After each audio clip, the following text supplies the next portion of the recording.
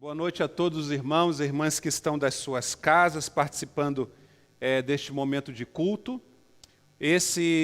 Hoje é quarta-feira, então, como nós já explicamos nas outras quartas-feiras, esse é o tempo de nós estudarmos mais especificamente a Bíblia.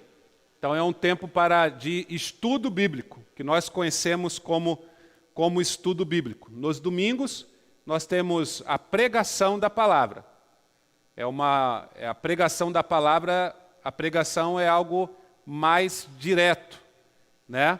Enquanto que no estudo bíblico você pode se dedicar mais ao texto em si, entendendo melhor o texto bíblico. Tanto a pregação quanto o estudo bíblico, lógico, precisam ter por base a Bíblia, a palavra de Deus. Uma forma mais expositiva, mais direta, mais rápida, que é a pregação, e o estudo bíblico, algo mais detalhado, mais devagar, para nós entendermos um texto específico da Bíblia. Nós estamos estudando o livro, e aí eu já peço para que vocês abram, estamos estudando a carta que o apóstolo Paulo escreveu aos Efésios. Então, Efésios capítulo 1. Enquanto os irmãos estão aí abrindo as suas Bíblias, eu quero agradecer aqui a Priscila, suas duas filhas, a Natália e a Júlia, que estiveram fazendo esse momento de louvor, entoando essas duas canções que são muito significativas para aquilo que nós estamos estudando, ou para aquilo que ainda vamos estudar hoje, né? Então, que Deus abençoe a Priscila, a diaconisa Priscila, e a Júlia e a Natália, que fizeram, então, o louvor hoje. Também está lá na transmissão do culto, aí para chegar a transmissão à casa de vocês, aos irmãos que estão em casa, o nosso irmão presbítero Reinaldo e o Pedro, meu filho, está ali no som também. Então, agradecemos a esses irmãos que estão nos auxiliando nesse dia, nessa noite, né? Então, vamos abrir lá nossas Bíblias em Efésios, capítulo de número 4. Efésios, capítulo 1, né? Hoje nós vamos ficar mais no versículo 4, mas nós vamos ler do primeiro verso até o verso de número 6, tá? Então, Efésios, capítulo 1, do primeiro verso até o verso de número 6. Então, o texto nos diz assim: Paulo, apóstolo de Cristo Jesus, pela vontade de Deus, aos santos e fiéis em Cristo Jesus, que estão em Éfeso. A vocês, graça e paz da parte de Deus, nosso Pai, e do nosso Senhor Jesus Cristo. Bendito seja o Deus e Pai de nosso Senhor Jesus Cristo, que nos abençoou com todas as bênçãos espirituais nas regiões celestiais em Cristo.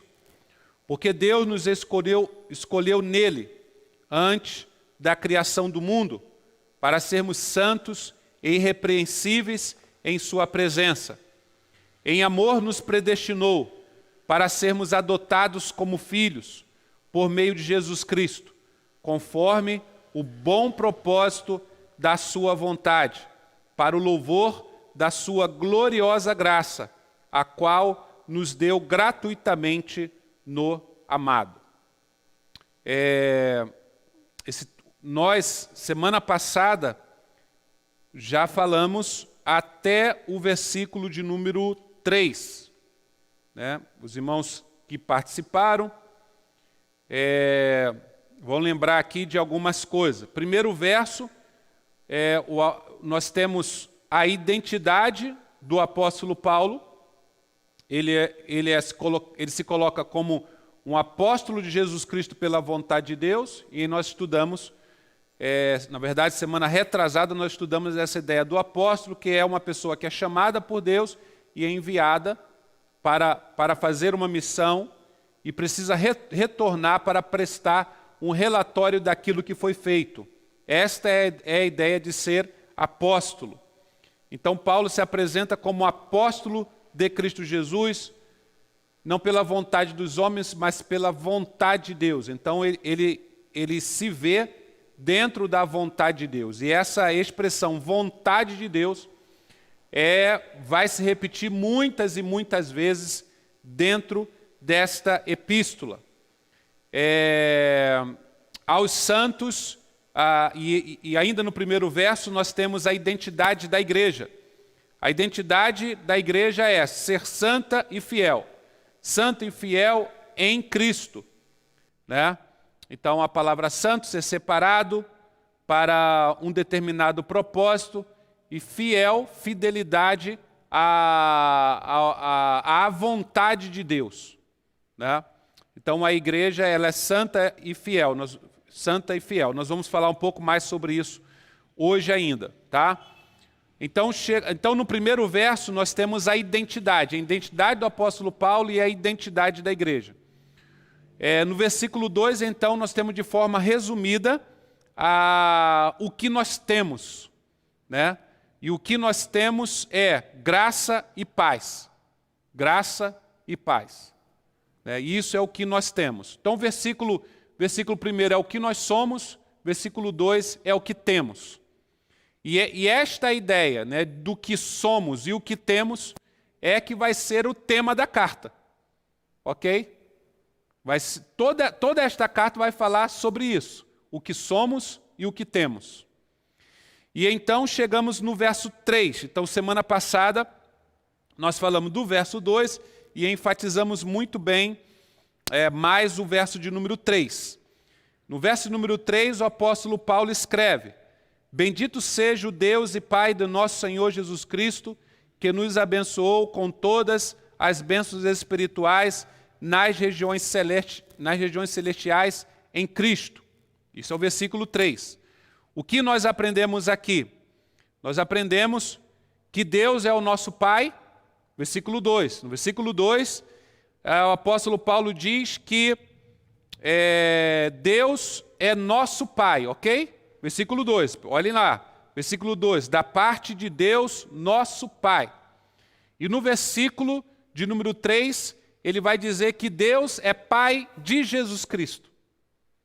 Então, isso aqui é importante para o restante da carta, né? Principalmente o restante desse trecho que nós lemos hoje, que nós vemos que Deus é Pai, Deus é o nosso Pai, e nós vamos ver como que Deus é o nosso Pai, e Deus é Pai de Jesus Cristo. Jesus é filho de Deus, e nós também somos filhos de Deus. Mas a condição que Jesus é filho de Deus não é a mesma condição que nós somos filhos de Deus. Ok? Isso nós vamos ver, tá? Mas aqui Paulo está dizendo que Deus é Pai de nosso Senhor Jesus Cristo. Quando Paulo está dizendo isso, ele está afirmando a divindade de Jesus. A divindade de Jesus. Jesus o homem que veio aqui ao mundo, é o Filho de Deus. Ele é o Filho de Deus.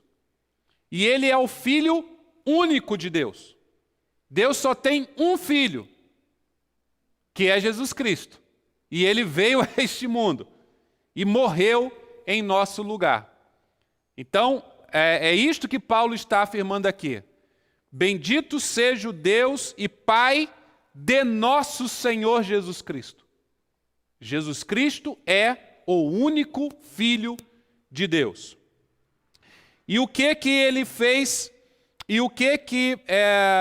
por que nós devemos louvar o seu nome?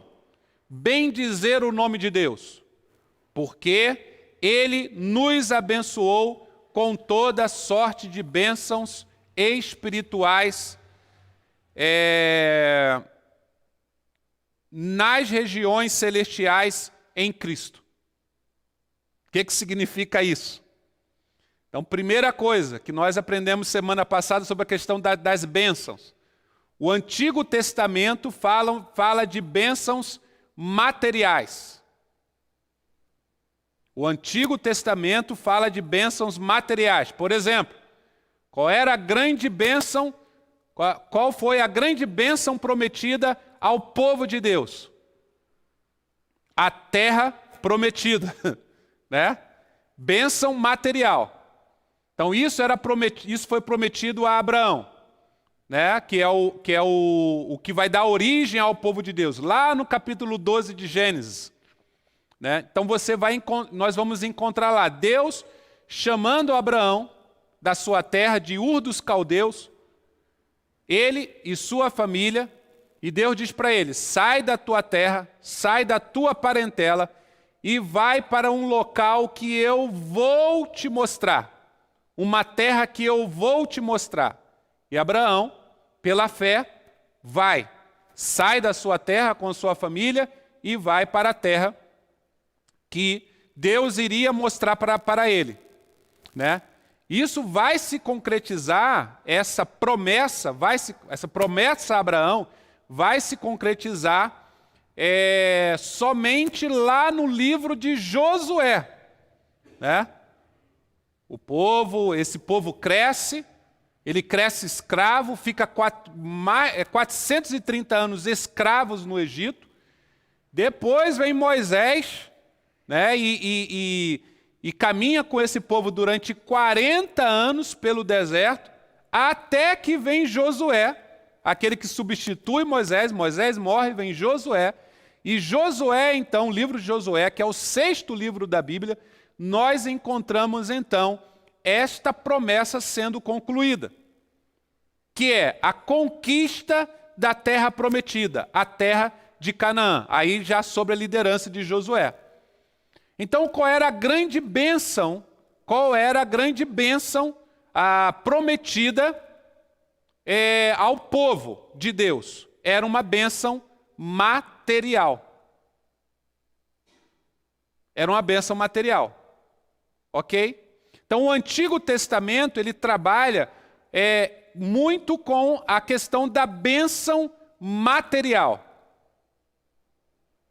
Só que a bênção material no Antigo Testamento representa uma coisa muito, muito, muito maior. Ela apenas representa, a bênção material não é a coisa em si. Ela representa algo muito maior. E o que ela representa? Ela representa a bênção espiritual. Então, a bênção material é uma realidade e ela representa a bênção espiritual. O Novo Testamento não fala especificamente de bênção material. O Novo Testamento fala de bênção espiritual. Então, essa é a diferença. Então, aqui nesse texto, Paulo está falando de bênção ele que nos abençoou com todas as bênçãos espirituais. Ok? Não que o material não seja bênção. Mas o que nós temos no Novo Testamento, a partir de Jesus, são as bênçãos espirituais. Que é a própria salvação em Cristo Jesus. Que é o próprio estado espiritual que nós temos por causa do Espírito Santo, que é a nossa vida de santidade, que é o céu, um lugar celestial que nos é prometido. Então são bênçãos espirituais, não são coisas físicas. Entende?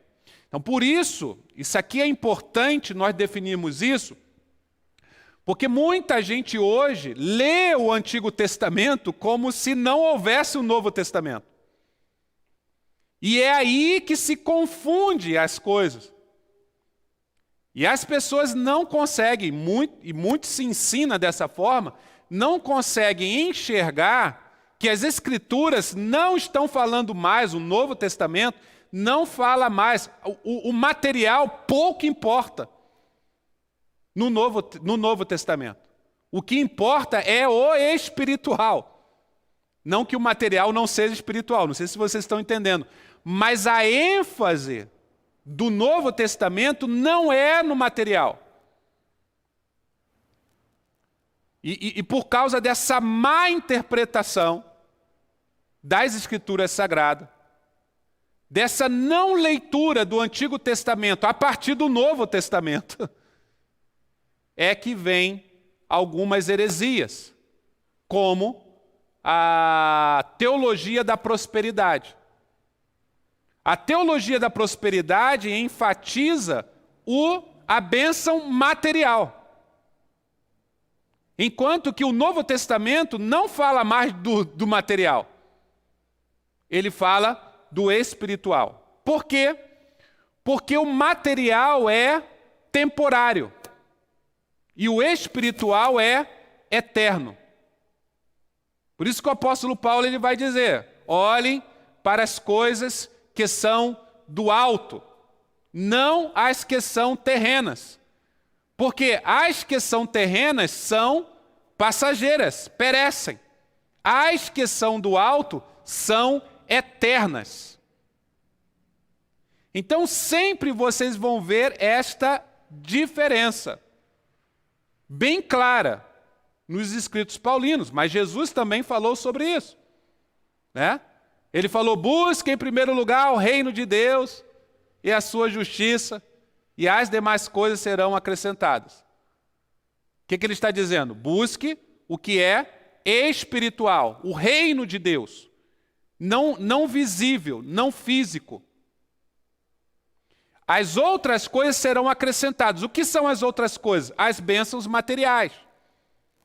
Elas vêm a reboque. Mas em primeiro lugar precisa estar o espiritual. Quando você inverte isso, você não está sendo fiel às Escrituras Sagradas, ao Novo Testamento. E é exatamente esse pensamento errado que confunde tanto a cabeça das pessoas, hoje em dia, por causa de uma má interpretação bíblica. Ok? Então, preste sempre atenção nisso. Paulo está dizendo que ele nos abençoou com todas as bênçãos espirituais. Ponto. E agora ele continua dizendo, nas regiões celestiais em Cristo. Onde que é essa região celestial? Né? E aí nós vimos semana passada que essa região celestial não é um lugar, mas é um estado. A região celestial é onde está Deus. É onde está Jesus. É onde Ele reina. Ele está falando aqui, numa linguagem, ele está falando do reino de Deus. É onde o reino de Deus está. Então, aonde Jesus está? Aí ele vai falar, nós lemos aqui os versículos, nós não vamos ler de novo, né? Se você quiser, você dá uma olhada no estudo de semana passada. Durante toda a carta, ele fala, nesse momento das regiões celestes, fala em outros 3 lugares,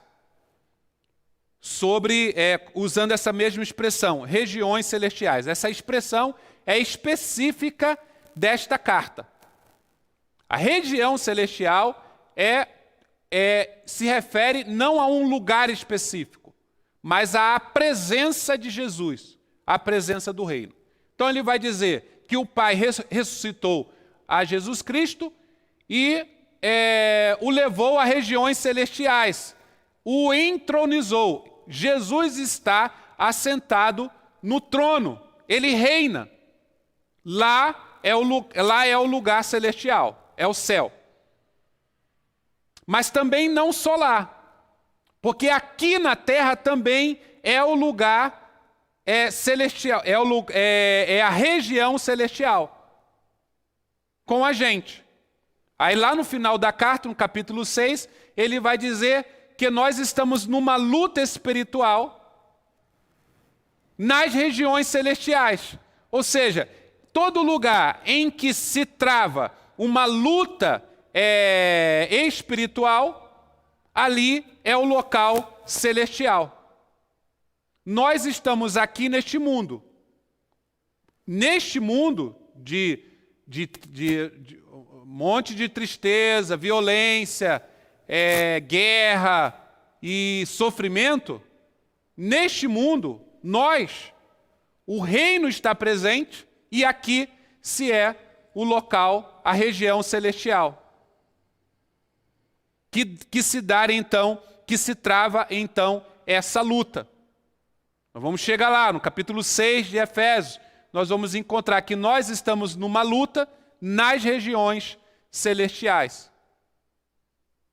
Então, nessa luta, nesse momento, neste local, Deus nos abençoou com todas as bênçãos espirituais. Nós já temos todas as coisas, né? Ele nos abençoou, não é que Ele vai nos abençoar, Ele já nos abençoou. Ele já nos deu todas as coisas. É isso que Paulo está dizendo aqui. Agora vamos para o versículo 4, que é o texto de hoje, ok? Versículo 4, Paulo então escreve o seguinte: porque Deus nos escolheu nele antes da criação do mundo, para sermos santos e irrepreensíveis em sua presença. Mais uma vez, agora vamos falar da identidade. Versículo 3 é o que nós temos. Versículo 4, agora vamos falar da nossa identidade. O que somos? Ou seja, o que é a igreja? O que é a igreja? Ok? Então, versículo 4, porque Deus nos escolheu nele. Então, essa primeira expressão.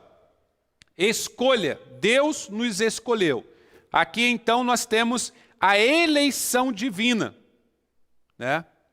A eleição divina é um tema não só desta carta, mas de todo o escrito paulino. Você vai encontrar esse tema da eleição divina, da escolha divina, da eleição divina, em todas as cartas do apóstolo Paulo. Ok? Ele nos escolheu, porque Deus nos escolheu nele. Escolheu em quem? Em Cristo Jesus. Então, percebam também, lógico, né? A centralidade em Cristo. Deus nos escolheu nele. Nele se referindo a Jesus. No versículo, aí nesse capítulo 1, vocês podem acompanhar aí nas suas Bíblias, no versículo 5, então, nós já lemos, né? Nós temos aí, nos predestinou. E no versículo 11, nós temos, versículo 11, nele fomos também escolhidos. Tá? Então, só nesse pequeno trecho, nós vemos aí três vezes essa expressão. Deus nos escolheu, Deus nos predestinou.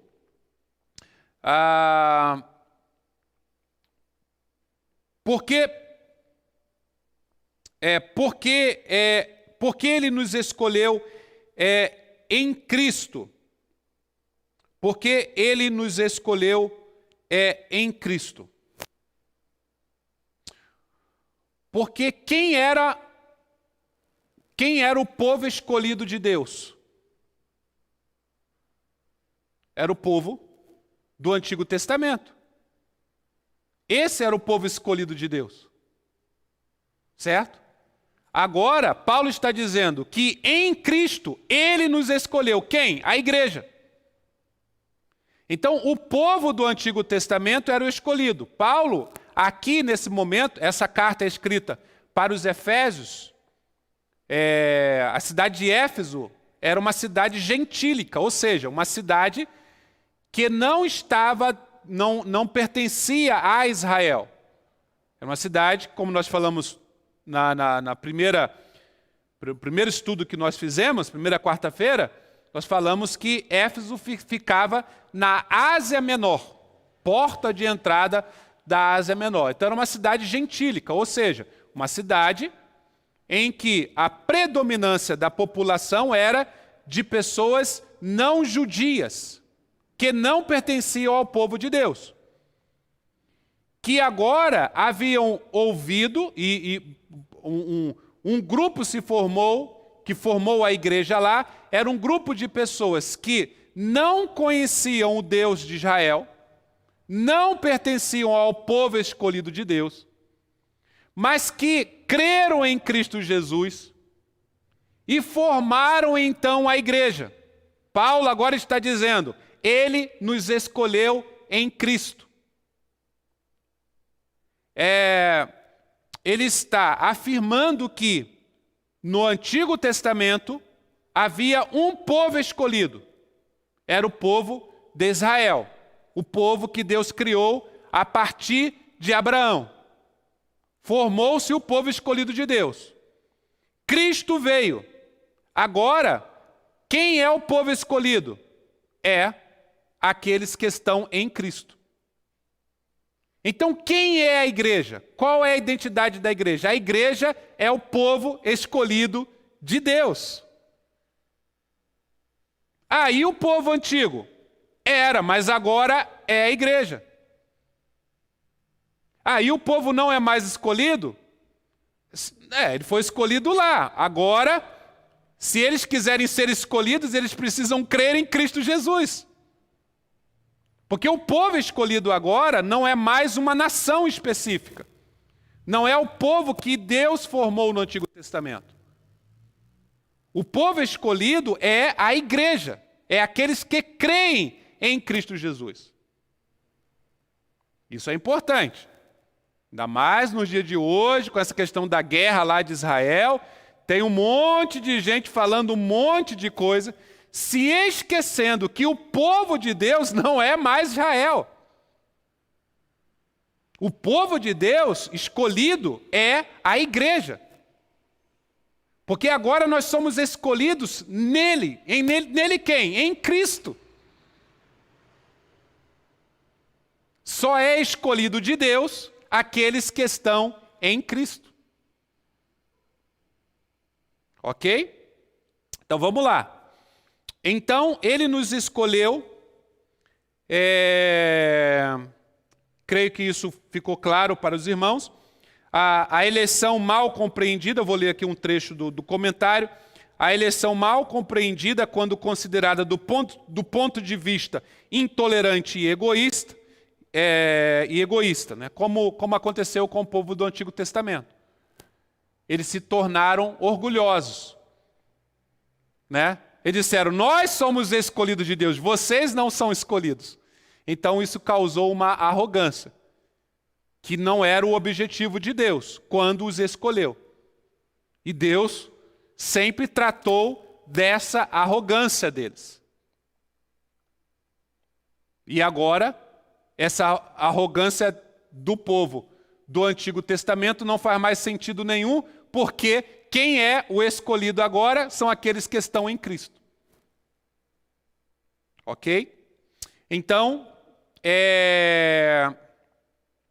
no versículo 9, acompanhem aí na Bíblia de vocês, nós temos aí, e nos revelou o mistério da sua vontade de acordo com o seu bom propósito que estabeleceu em Cristo. Versículo 9. Então, enfatizando a vontade de Deus. Então, a escolha não se restringe mais, definitivamente, gente, a escolha de Deus não se restringe mais a um povo, mas a todos os crentes em Cristo Jesus. Esses são os escolhidos de Deus.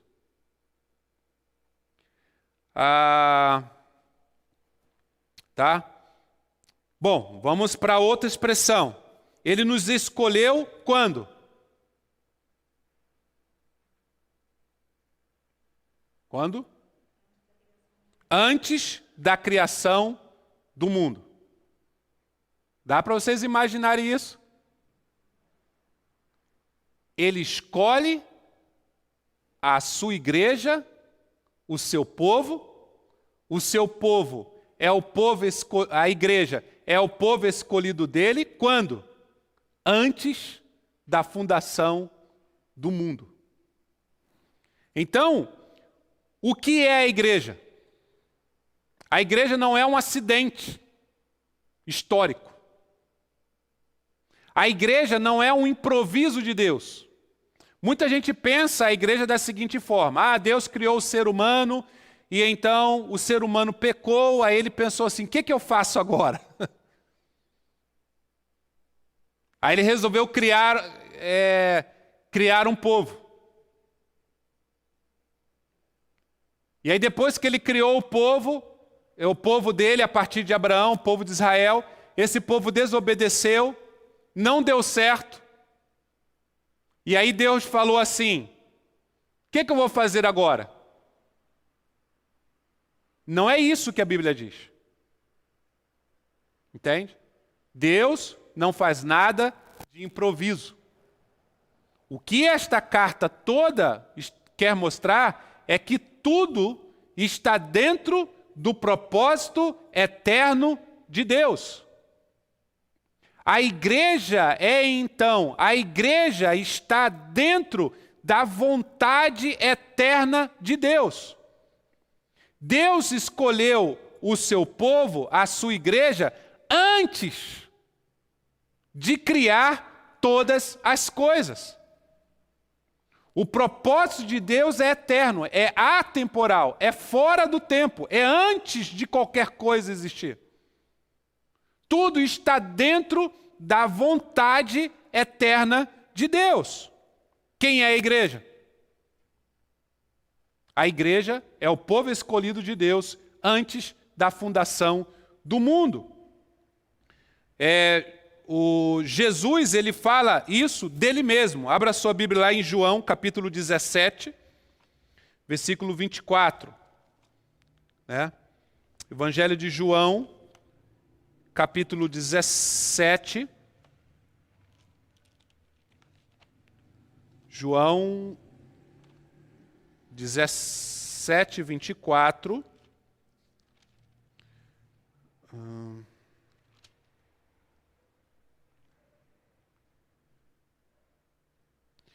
Ele diz assim, Pai, quero, na oração de Jesus, lá na última ceia, ele diz, Pai, quero que os que me deste estejam comigo onde eu estou e vejam a minha glória. A glória que me deste porque me amaste antes da fundação do mundo. Então, o amor de Deus pelo Filho é antes da fundação do mundo. O Pai já amava o Filho, na eternidade. E Paulo agora está dizendo que a igreja estava lá, no coração de Deus. O que nós somos? Nós somos os escolhidos de Deus antes da fundação do mundo. Esse pensamento nos leva além do tempo, até a eternidade.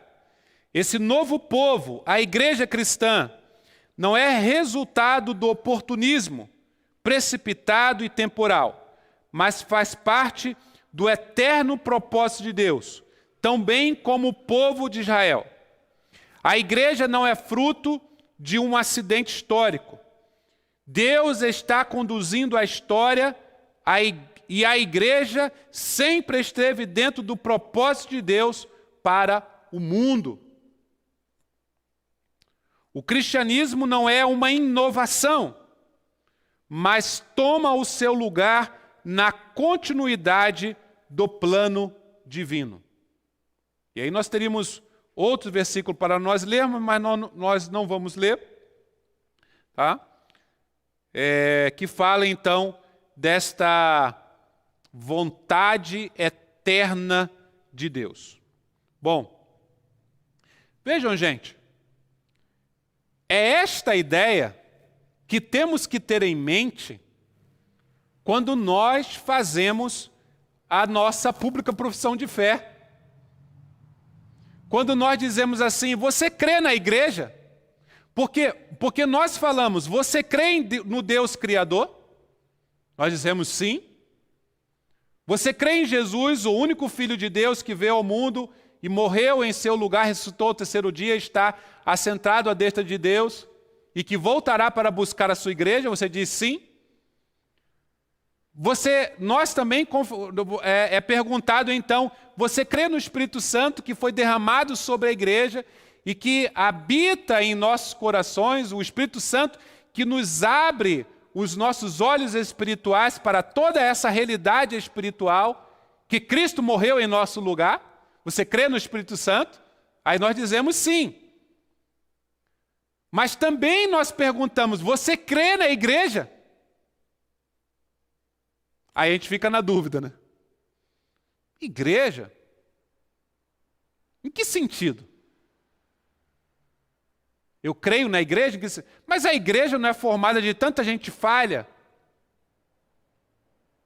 Na igreja não tem tantos pecadores, quer dizer, na igreja só tem pecador, né? Porque só entra pecador na igreja, né?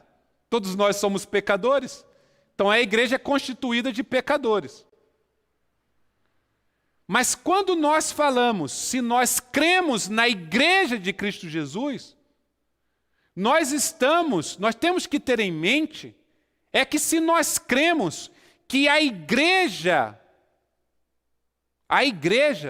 é fruto da vontade eterna de Deus, e a igreja está no plano de Deus antes da fundação do mundo.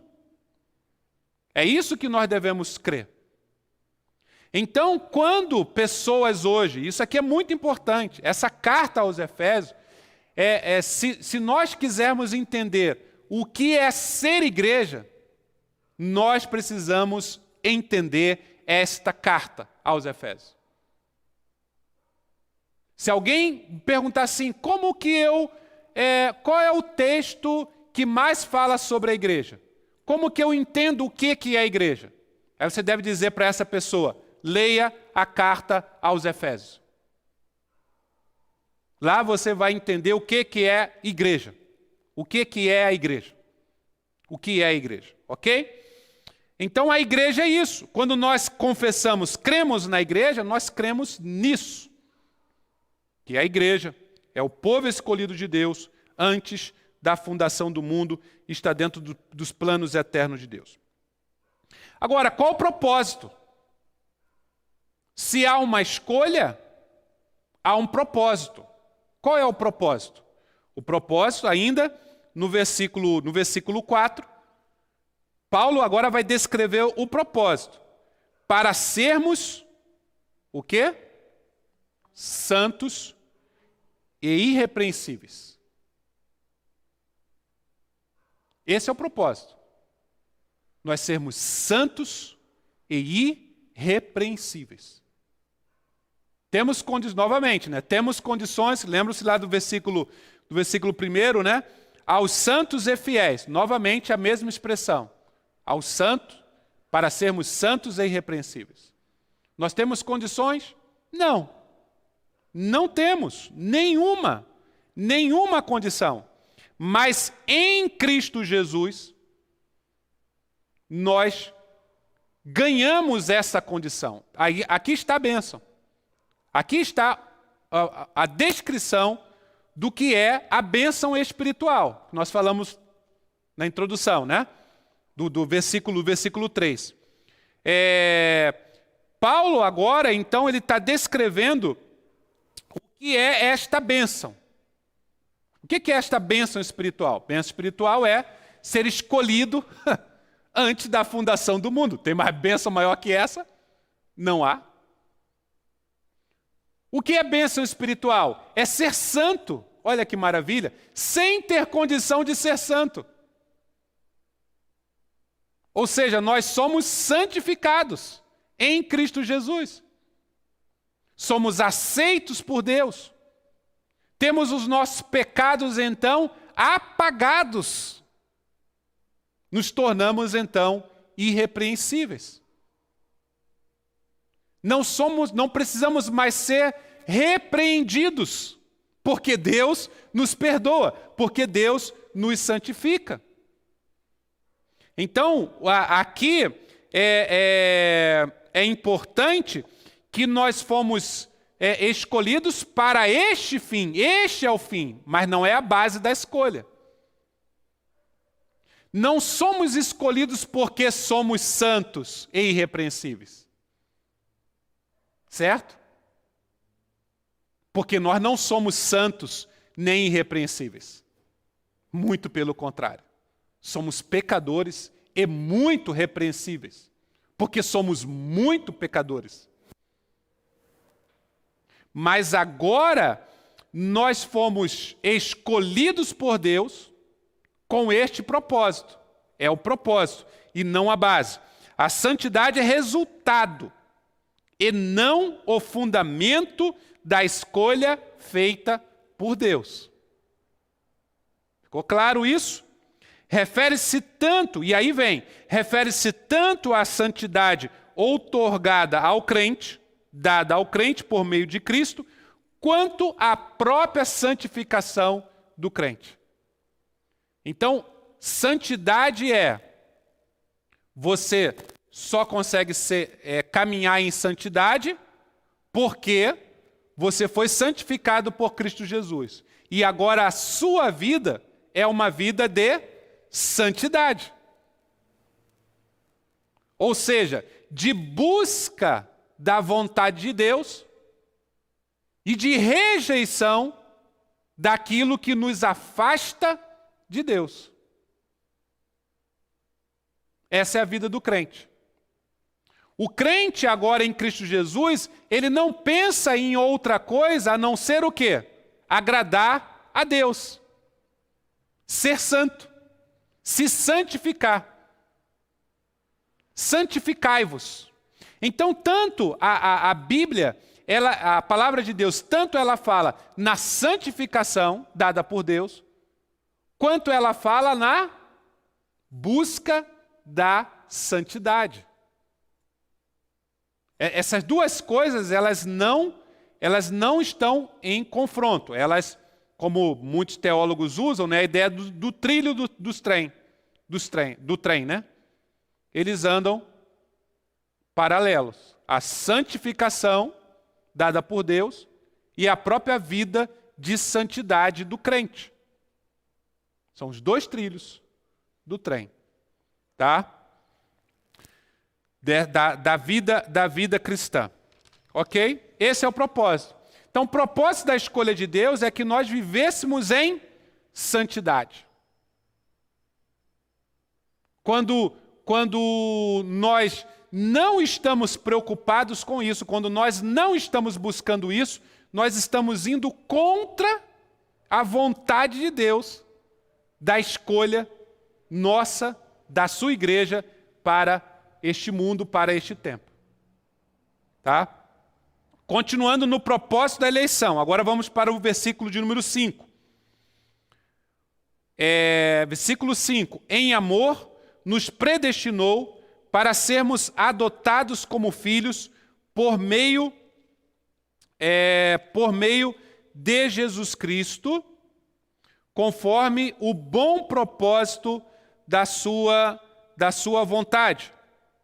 Versículo 5. Em amor, nos predestinou para sermos adotados como filho por meio de Jesus Cristo, conforme o bom propósito da sua vontade.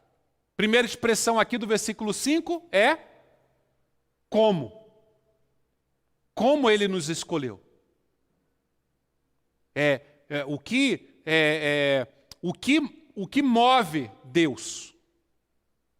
O seu amor. É tudo por amor. Amor, ele diz, em amor nos predestinou. Então lá, antes da fundação do mundo, o que Deus fazia? Deus amava. Ele amava. Antes de qualquer coisa, antes dele criar qualquer coisa, nós já vimos que ele amava quem? O Filho. Então o amor é eterno. O amor é eterno de Deus. Faz parte de Deus. O apóstolo João vai dizer que Deus é amor. É essência, é Ele próprio. Ele é amor. Ele vive em amor antes da fundação do mundo porque Ele amava o Filho. E o Filho o amava. Né? Amava o Pai. Então, ele diz que ele fez tudo isso em amor. Então, por que Deus fez todas as coisas? A pergunta, ele fez porque ele ama. Tudo ele fez por amor. Sempre ele fez por amor. O nosso Deus é amor. Esse é o nosso Deus. Defina Deus. João definiu. Deus é amor. É uma das definições de Deus que nós temos nas Escrituras. O apóstolo João o definiu como amor. O seu grande amor que o faz fazer todas as coisas. Tudo é feito por amor. E ele nos predestinou para sermos adotados como filhos. A igreja é formada por filhos adotados profundamente amados pelo Pai. O que é a igreja? A igreja é uma comunidade de filhos adotados profundamente amados pelo Pai. É isto que é a igreja, né? Então a gente pode abrir nossas Bíblias lá em Romanos capítulo 8. Abra a sua Bíblia. Nós já estamos caminhando aí para o fim. Romanos capítulo 8, versículo 14. Romanos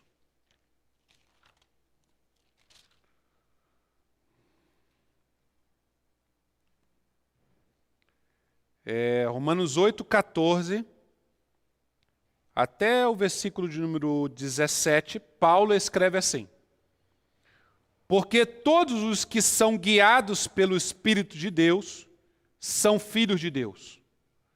Pois vocês não receberam o Espírito que os escravize para novamente temerem, mas receberam o Espírito que os adota como filhos, por meio do qual clamamos, Abba, Pai. O próprio Espírito testemunha ao nosso espírito que somos filhos de Deus. Se somos filhos, então somos herdeiros, herdeiros de Deus e co-herdeiros com Cristo. Se de fato participamos dos seus sofrimentos, para que também participemos de sua glória. E mais para frente, depois, Paulo vai falar que o céu está prometido para nós, que é essa herança em Cristo Jesus. Jesus é o Filho verdadeiro, nós somos os filhos adotados e pertencemos então a esta família, e todas as bênçãos, toda a herança do Filho, do único Filho que é Jesus, também agora pertence a nós. João, capítulo 1, Evangelho de João, capítulo 1, a partir do verso 10. João, capítulo 1, a partir do verso 10.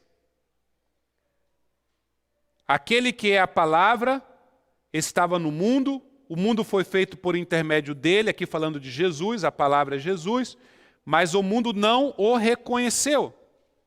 Veio para o que era seu, mas os seus não receberam. Contudo, os que o receberam, os que creram em seu nome, deu-lhes o direito de se tornarem filhos de Deus, os quais não nasceram por descendência natural, nem pela vontade da carne, nem pela vontade de algum homem, mas nasceram de Deus. Ok? Então, como que nós somos adotados? Novamente, a centralidade em Cristo. Nós somos adotados como filhos por meio de Jesus Cristo. Olha o versículo 5 novamente, né? Para sermos adotados como filhos por meio de Jesus Cristo. A filiação que o homem recebeu de Deus, em virtude de criado à imagem divina, Gênesis 1, 26, né? Nós fomos criados à imagem e semelhança de Deus, não é isso que diz lá, livro de Gênesis? Gênesis 1, 26. E Deus nos criou à sua imagem e a sua semelhança. A imagem e semelhança dele, ele nos criou. Requeria uma renovação. Essa imagem e semelhança requeria uma renovação depois da queda. Depois de Gênesis 3, depois da queda. Esta renovação foi, antes de tudo, completa no Filho de Deus encarnado. Abra sua Bíblia lá em Hebreus capítulo 1. Hebreus capítulo 1, versículo 3. Hebreus capítulo 1, versículo 3. O Filho é o resplendor da glória de Deus. É a expressão exata, Filho de Deus, e a expressão exata do seu ser, sustentando todas as coisas por sua palavra poderosa. Depois de ter realizado a purificação dos pecados, ele se assentou à direita, a majestade nas alturas, tornando-se tão superior aos anjos quanto o nome que herdou é superior ao deles. E aqui o texto de Hebreus vai descrever essa supremacia do Filho, Jesus, tá ok? Então, esta filiação, esta imagem e semelhança de Deus, que foi perdida, foi deturpada, foi manchada por causa do pecado, agora é restaurada através do Filho de Deus que vem ao mundo, que se encarna. E então, naqueles que estão nele pela fé. Então, quando nós cremos em Cristo Jesus, é o que o João está dizendo, nós temos então esta filiação renovada, né, pela fé que temos em Cristo. A filiação se verifica através da regeneração e da adoção. Duas palavras, regeneração e adoção. Enquanto o novo nascimento altera a nossa natureza, isso é o que Jesus vai dizer para Nicodemos. Lembram-se? Nicodemos, capítulo 3 de João, ele diz: Nicodemos, necessário vos é nascer de novo. Né? Então, o novo nascimento altera a nossa natureza. E a adoção altera a nossa relação com Deus. É o que nós lemos em Romanos, agora há pouco. O Espírito Santo nos mostra que nós somos filhos de Deus agora. E agora nós conversamos com Deus Todo-Poderoso, Criador dos céus e da terra, e o tratamos como Pai. Abba, Pai. Ou Paizinho.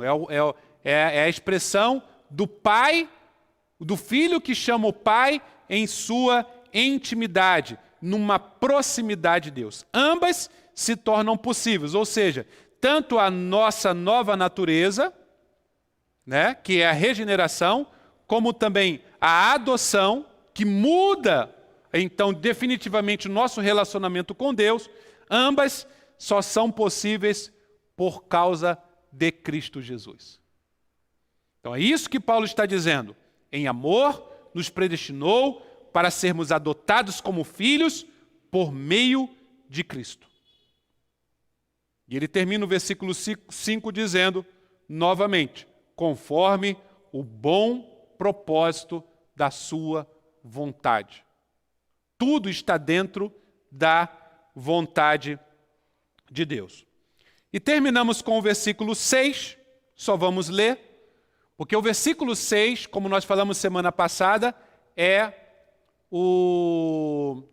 aqui é como se fosse um hino, você tem a estrofe e você tem o refrão, ok?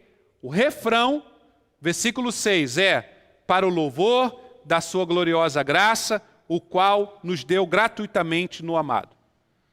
Então, Deus faz tudo isso Deus está realizando todas essas coisas, Deus está colocando em prática o seu plano eterno de salvação através de Cristo Jesus, escolhendo a igreja. Hoje nós somos o povo dele, escolhido dele. Para quê? Para a sua própria glória. Então, a igreja, ela existe para a glória de Deus. Deus, quando olha para a sua igreja, ele diz: aqui está o meu povo. E o mundo, olha que interessante, gente. O mundo tem que olhar para a igreja de Deus e glorificar o nome de Deus. Que responsabilidade, né? Mas é isto, este é o propósito. Este é o propósito de Deus para a sua igreja. O propósito de Deus para a sua igreja, recapitulando então, é que ela viva em santidade e de forma irrepreensível na presença dele, né? Que ela seja a expressão do amor de Deus. A igreja, ela vive para que então vivemos então para a glória de Deus, né? Santidade, amor e glória para Deus, né? Para o louvor da sua glória. Então, hoje nós caminhamos até o versículo de número 6 e espero vocês aqui novamente para andarmos mais um pouquinho dentro dessa carta, né? E espero que esse texto fique bem claro na mente de vocês, né? De todos nós, entendendo o que nós somos em Cristo Jesus e que isso possa alegrar o seu coração, animar o seu coração. Entender que nós somos escolhidos antes da fundação do mundo, em amor, e que agora nós somos filhos de Deus, adotados em Cristo Jesus, e que nós vivemos para o louvor da glória de Deus. É isso que é ser igreja. Que nós não venhamos a nos esquecer disso. O que nós somos, né? O que nós somos. Vamos orar, irmãos, vamos ficar em pé, e eu vou fazer uma oração, e nesta oração vamos colocar aquelas pessoas que estão em dificuldade, estão passando por tratamento de saúde, para que Deus esteja cuidando dessas pessoas. Eu sei que você possivelmente tem alguém conhecido seu, né? Alguém que neste momento está precisando, né? De que Deus esteja abençoando, esteja trazendo uma cura física, mas também você pode conhecer alguém que precisa, está passando por um momento de luto, está passando por uma tristeza muito grande, precisa ter uma cura emocional, uma cura da alma, né? Uma cura da mente. Pessoas que podem estar oprimidas, perturbadas ou depressivas. Você também colocasse essas pessoas diante do Senhor agora, né? E você também colocasse diante do Senhor o seu próprio coração. Aquilo que você está passando nesse momento. E você, nesta hora, nesta oração, tivesse a sua fé renovada, né? Vamos então orar. Você mesmo deve então se colocar diante do Senhor. Vamos orar. Pai querido, Deus eterno, graças te damos, ó Deus, pela tua palavra, ó Deus, e que ela impacte as nossas vidas, ela mude as nossas vidas, ela mude o nosso pensamento e Teu Espírito, ó Deus, aplique ela em nossos corações. Quem nós somos em Cristo. Fomos escolhidos para vivermos de forma santa e irrepreensível diante do Senhor. Transforme o nosso coração, porque dando-nos o entendimento pleno de que nós somos escolhidos antes da fundação do mundo em amor. E que hoje nós somos filhos amados do Senhor. Que este amor possa, ó Deus, possamos sentir este amor de forma real, plena em nossas vidas, ó Deus, e sentirmos acolhidos pelo Senhor, cuidados pelo Senhor. Ó Deus, e que possamos viver para a sua glória. Que as pessoas, ao olharem para nós, ao olharem para a sua igreja, possam glorificar o teu santo nome. Deus querido, transforme a nossa vida. Pai, agora nós te pedimos por aquelas pessoas que sofrem, por aquelas que estão no hospital agora, internados, ou fazendo tratamento de saúde em casa. Quantos e quantos, ó Pai, não nos vêm na nossa mente. Pai querido, pedimos que o Senhor vá de encontro a cada um deles nesta hora. Ó Deus, Tu podes curar. Tu podes restaurar o físico, restaurar o espírito, restaurar a alma, a mente. Ó Deus, pedimos então por cura física, cura emocional dessas pessoas, ó Deus, que vêm à nossa mente nesse momento. Vai de encontro, Pai querido, e restaura, ó Deus, a saúde desses nossos queridos. Pedimos, Pai querido, por aqueles que estão afastados dos Teus caminhos, não estão mais caminhando em santidade. Ó Deus, que o Senhor toque nesses corações e os lembre, Pai querido, do propósito Teu, do Teu propósito santo e eterno para a vida deles também. Ó Deus, e que eles retornem, caiam em si e retornem, Pai querido, para os Teus santos caminhos. Abençoe, Pai querido, a Tua igreja, abençoe o Teu povo.